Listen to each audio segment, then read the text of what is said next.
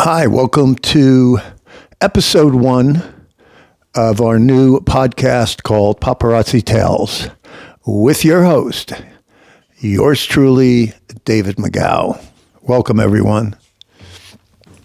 It's a new idea that we have, and I have a lot of fun, sometimes not so fun stories about celebrities, and I thought I'd share them with everyone.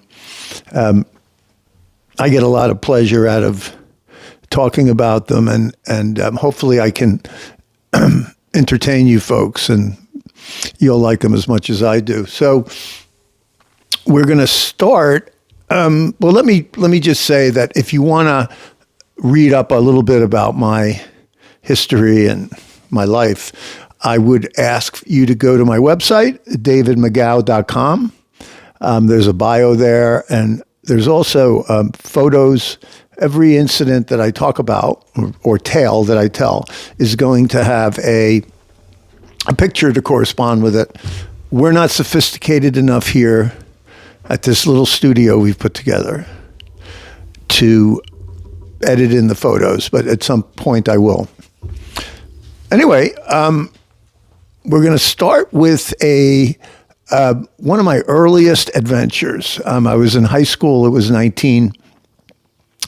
No, I wasn't in high school. I was in college. I was going to Pratt, and we went to a Johnny Winter. Well, actually, it was a Muddy Waters with the Muddy Waters band. Johnny Winter was sort of the star attraction, and Johnny had just directed.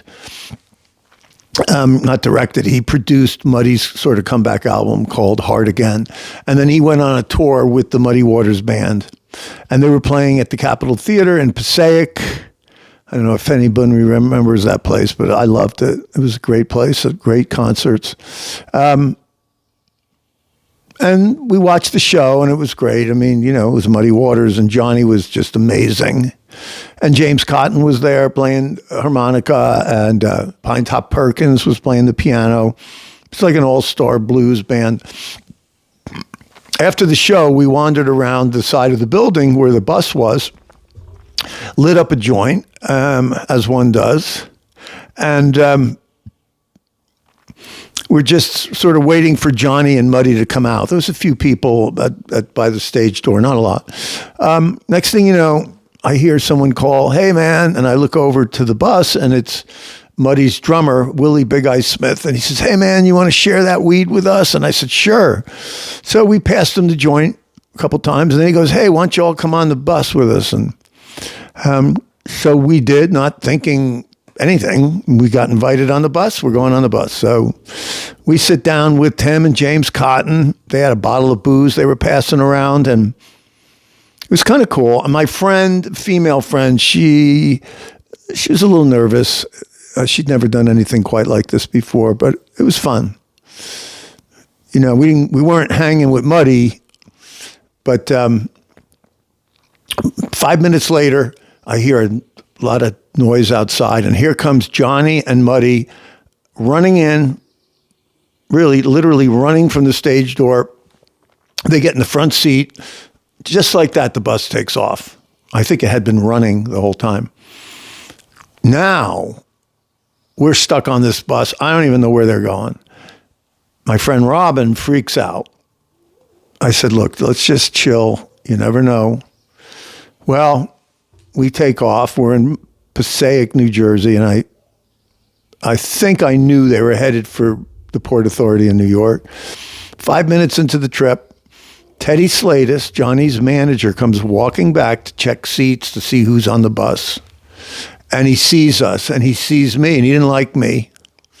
I'd been to probably 50 shows of Johnny's, and I had taken some pictures. I don't know why he didn't like me. And he said, "What are you doing here?" And I didn't want to get the guys in trouble. I said, I was just hanging out.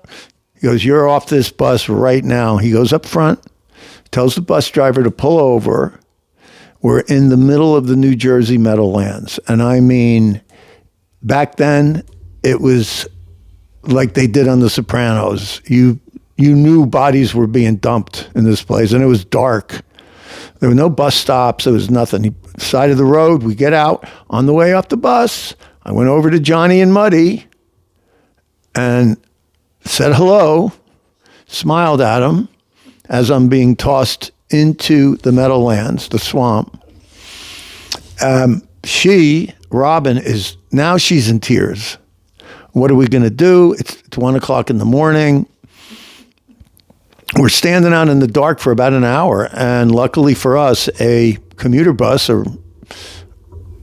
I see it coming down the road. I jumped out in front and waved him over, and he took us to the Port Authority, and then we had to take a bus back to Passaic to get our car. But sort of an end note on the story, Teddy Slatus turned out to be a terrible manager that took advantage of Johnny Winter. He was with him for over 30 years and was evidently stealing, and they were all doing drugs. Johnny was on methadone for his entire life, from the time he was about 25. He died about 10 years ago. He fell down the stairs in his house in Connecticut. Teddy Slatus did. And a lot of people were happy. Number one, Johnny got a new manager, and this guy turned Johnny's life around.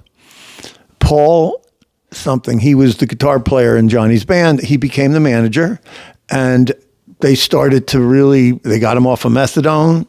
He was drinking a bottle of booze a day. They got him off the booze. They used to carry him twice a week from the camper that he lived in to a shower. I mean, he became decrepit the last few years, and he wouldn't shower unless the boys brought him in. But he talked about how he felt like he was born again, with this new manager and sort of this new band. And they went on for about another 5 years, and then Johnny dropped dead in Europe, July of, I think it was 10 years ago. So that would have been like 2016.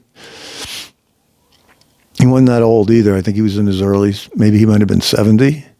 So, but God bless you, Johnny. And Muddy, the king of the blues.